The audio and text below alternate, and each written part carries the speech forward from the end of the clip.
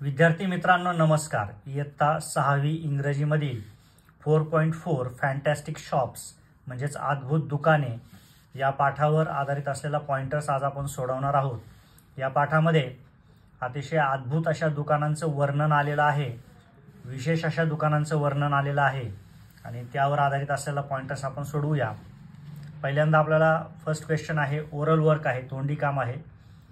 Read aloud the speech given by, पहिलं सारस and ससा, त्यानंतर जेमी जेलीफिश आणि गुना आजी।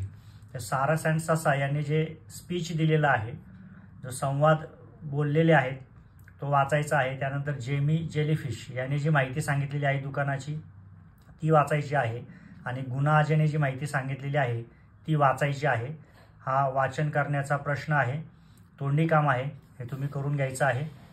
यानंतर दुसरा प्रश्न आहे, list the goods displayed in each shop. प्रत्येक शॉपमध्ये जे सामान प्रदर्शित करण्यात आलेलं आहे, दाखवण्यात आलेलं आहे, त्याची यादी करा। Add a few more suitable goods to each shop, आणि त्यानंतर त्या दुकानामध्ये योग्य प्रकारचे आणखी काही सामान त्याच्यामध्ये आपल्याला वाढवता येईल का, त्या दुकानाला जे सूट होईल, त्या दुकानासाठी जे सुटेबल असेल, योग्य असेल अशा प्रकारचं काही विक्रीचं साहित्य आपण त्याच्यामध्ये वाढवू शकतो का, त्यांची नावं आपल्याला द्यायची आहे। इथे त्या दुकानामध्ये काय विकायला आहे त्याचा विचार करून आपल्याला हे साहित्य वाढवावं लागेल। तर पहिलं आहे more goods to each shop. इथे 3 दुकानं आपण घेतलेली आहेत आणि त्या दुकानांमध्ये आणखी काय साहित्य विक्रीसाठी ठेवता येईल ते आपण इथे लिहिणार आहोत।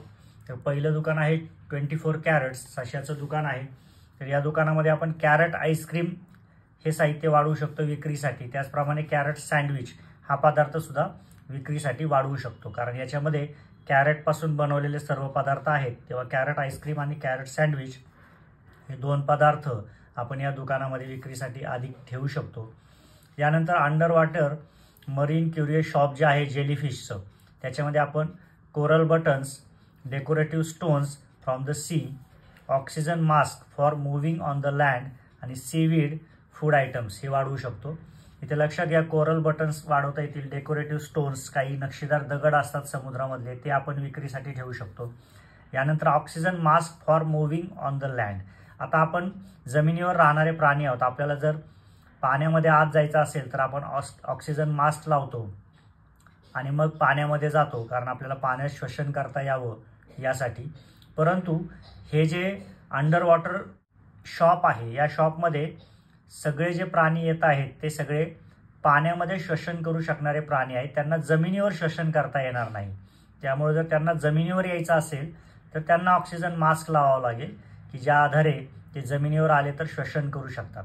अशी कल्पना करून आपण oxygen mask for moving on the land, जमिनीवर येण्यासाठी, जमिनीवर फिरण्यासाठी ऑक्सिजन मास्क आपण या दुकानामध्ये विक्रीसाठी ठेवू शकतो। अशा पद्धतीने दिलेल्या दुकानाच्या अनुषंगाने आपण इथे काही वस्तू विक्रीसाठी सुचवलेल्या आहेत। यानंतर ग्रॅनी गुनाबाईज ड्रीम शॉप, गुनाबाई आजीचं जे स्वप्नाचं दुकान आहे तिथे आपण काही वस्तू सुचवलेल्या आहेत। त्याच्यामध्ये आहे quiz, general knowledge, treasures, acting guide for children, हे सगळं आपण तिथे दुकानामध्ये विक्रीसाठी ठेवू शकतो। यानंतर तिसरा प्रश्न आहे, draw simple maps to show the location of each shop.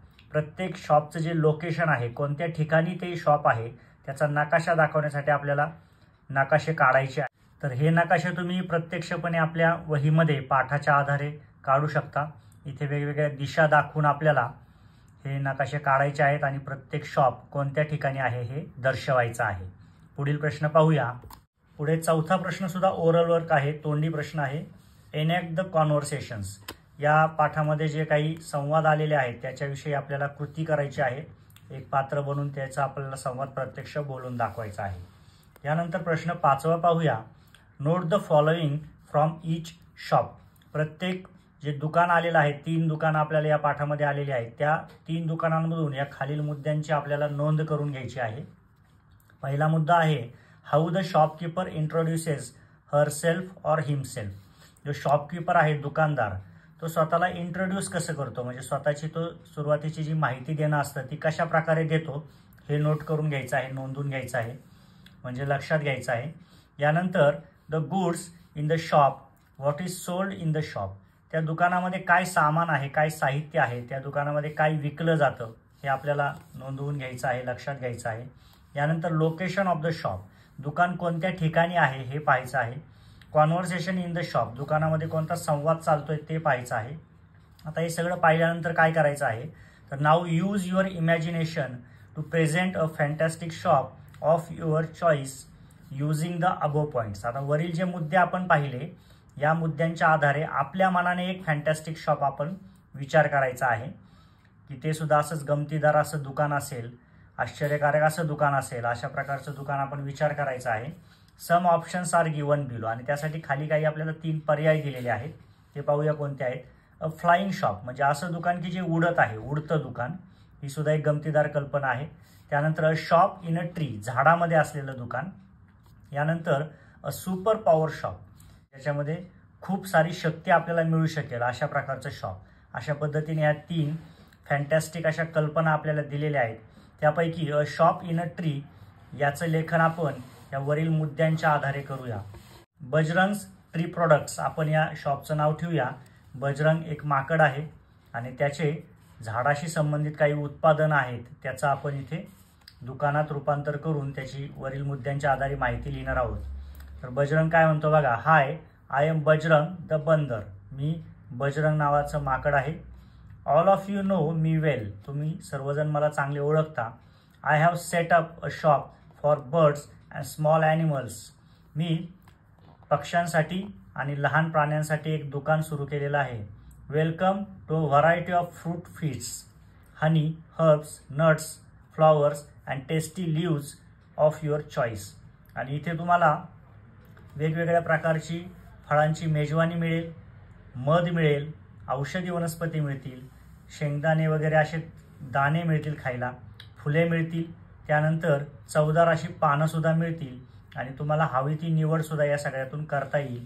अशा दुकानामध्ये तुमचं स्वागत आहे असं बजरंग म्हणत आहे. You can have your food on the branches here, आणि तुमचं जे अन्न आहे, तुम्ही जे खायला विकत घ्याल ते इथेच झाडावर फांद्यांवर बसून तुम्ही खाऊ शकता.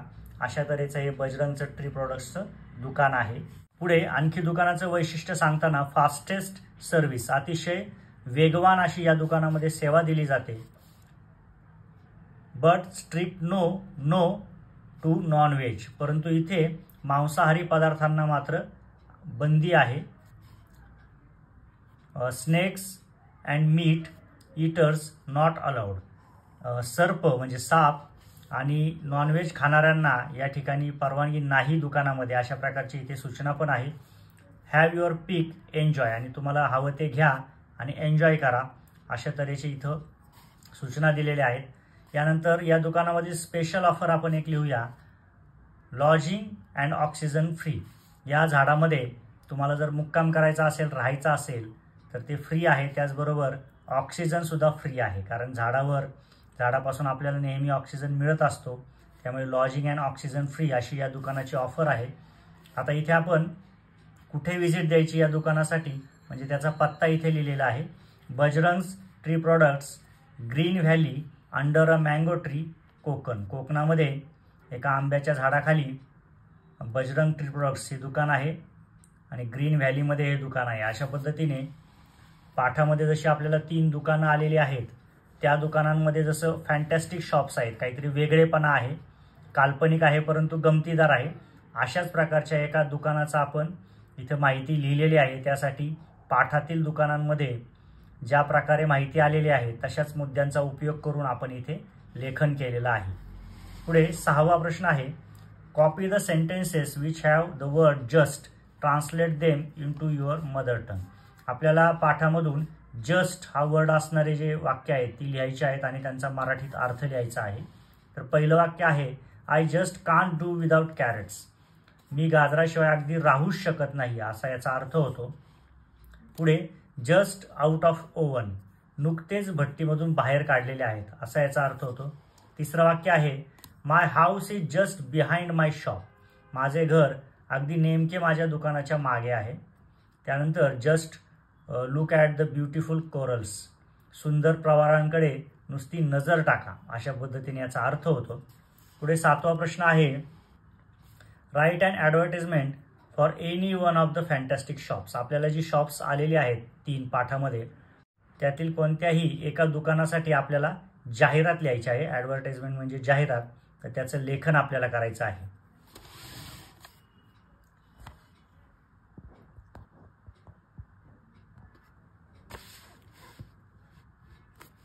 तर आपण लेखन करूया. अट्रॅक्टिव्ह एक्झिबिशन अँड सेल म्हणजे आकर्षक असं प्रदर्शन आणि विक्री अशी आपल्या जाहिरातीची सुरुवातीचं वाक्य असेल. पुढे swim fast come all. Poha आणि लवकर या. याच्यावरून आपल्या लक्षात येईल की आपण जेली फिशचं जे शॉप आहे त्याच्याविषयी जाहिरात लिहित आहोत, म्हणून म्हटलं आहे स्विम फास्ट कम ऑल, कारण ते पाण्यामध्ये आहे. त्यामुळे सर्वांनी फास्ट पोहत या, सर्वांनी या, अशा तऱ्हेचं सुद्धा वाक्य आपण सुरुवातीला टाकलेलं आहे. Variety of collections from sea treasure at under water marine curious shop. तर खूप प्रकारचे समुद्रातील जे साहित्य आहे किंवा समुद्रातील जे खजिना आहे त्याचं खूप प्रकारचं कलेक्शन, खूप प्रकारची उपलब्धता या दुकानामध्ये आहे. आणि दुकानाचं नाव आपण खाली दिलेलं आहे under water marine curious shop. आता इथे काय काय आहे ते आपण जाहिरातीमध्ये उल्लेख करूया. Decorative articles, ornaments, corals, colourful seaweeds, shells and wonderful curious. Pick your choice and beautify yourself and your houses. यातील जे आवडेल ते तुम्ही घ्या आणि स्वतःला सजवा, त्याचप्रमाणे तुमच्या घराला सुद्धा सजवा, अशा तऱ्हेचं आपण इथे वाक्य दिलेलं आहे. यानंतर जाहिरातींमध्ये त्या दुकानामध्ये जर काही खास ऑफर असेल तर त्याचाही उल्लेख असतो. तर आपण इथे एक ऑफर विषयी लिहूया. Buy 1 take 2 packets of salt free. जर तुम्ही एक वस्तू विकत घेतली तर त्याच्यावर मिठाचे 2 पाकिटं तुम्हाला फ्री मिळतील, अशा तऱ्हेची जाहिरात आपण केलेली आहे. आणि यानंतर शेवटी जे दुकानाचा पत्ता आहे तो दिलेला आहे. A1 coral reef, deep blue sea near ocean islands. अशा पद्धतीने आपण पाठामध्ये जे आले जेलीफिशचं जे दुकान आहे त्याच्या संदर्भामध्ये एक आकर्षक जाहिरात इथे आपण तयार केलेली आहे. पुढे 8वा प्रश्न आहे. Hold and exhibition of different shops in your classroom. तर आपल्याला हा प्रोजेक्ट आहे की आपल्या वर्गामध्ये वेगवेगळ्या दुकानांचं प्रदर्शन आपल्याला भरवायचं आहे. हे प्रत्यक्ष तुम्हाला कृती करावी लागेल. प्रत्येकाने वेगवेगळं दुकान बनवून तिथे आपल्याला प्रदर्शन भरवावं लागेल. यानंतर 9वा प्रश्न सुद्धा एक ॲक्टिव्हिटी आहे, पाहूया. Complete the following sentences using different endings. वाक्याचा जो शेवट आहे तो बदलून आपल्याला वाक्य पूर्ण करायचं आहे. I have a dozen bananas. इथे आपण केळी बनानाज घेतलेला आहे आणि वाक्य पूर्ण केलेलं आहे. My dearest wish is to make my parents happy. माझी सर्वात मोठी इच्छा आहे की माझ्या पालकांना सुखी करावं. माय पॅरेंट्स हॅपी हे वाक्याचं एंडिंग आपण इथे भरलेलं आहे. I just can't do without salad in my food. मी माझ्या जेवणामध्ये जर सॅलॅड नसेल तर मला जमूच शकणार नाही, अशा पद्धतीने सॅलॅड इन माय फूड हा वाक्याचा शेवट घेतलेला आहे. पाठामध्ये इथे कॅरट्स आलेलं होतं, तर प्रत्येक ठिकाणी पाठातली ही वाक्य आहेत, शेवटचं जे शब्द आहेत ते आपल्याला बदलायचे आहेत. I desperately need a computer. मला कॉम्प्युटरची अतिशय जास्त आवश्यकता आहे. अशा पद्धतीने इथे अ कॉम्प्युटर ही वेगळी वस्तू टाकून आपण इथे वाक्य पूर्ण केलेलं आहे. या ठिकाणी आपल्या पाठाचा पॉइंटर्स पूर्ण होत आहेत.